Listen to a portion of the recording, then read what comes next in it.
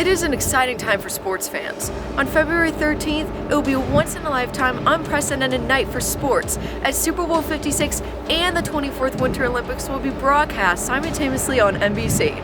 The last time NBC broadcast a sporting event immediately following the Super Bowl was in 1976.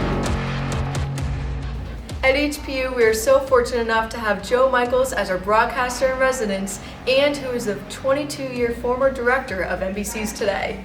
In the studio behind me, he has given the best advice and knowledge to students from his 40-year career.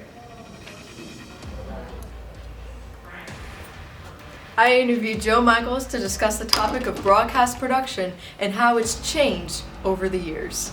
What are the challenges in going with the production of two major events simultaneously? I think the biggest challenge is manpower, believe it or not.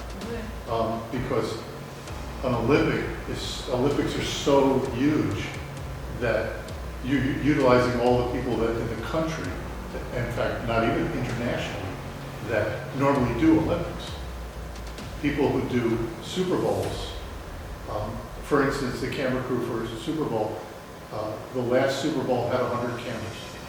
So it's 100 cameramen plus utility people. Most of those people, if not all of them, are at the Olympics.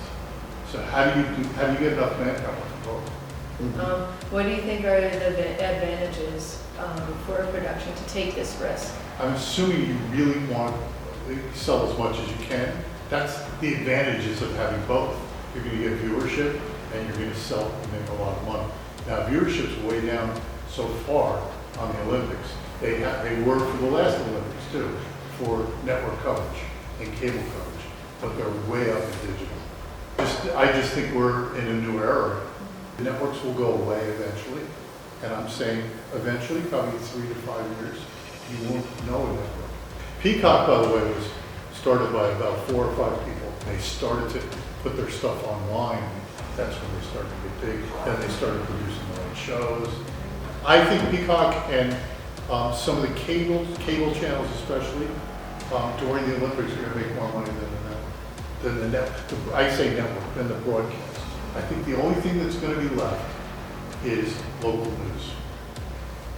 I'm waiting to see the numbers because I'm really curious. I'm really curious too about the show. And to watch the Super Bowl? I do. Watch the Super Bowl?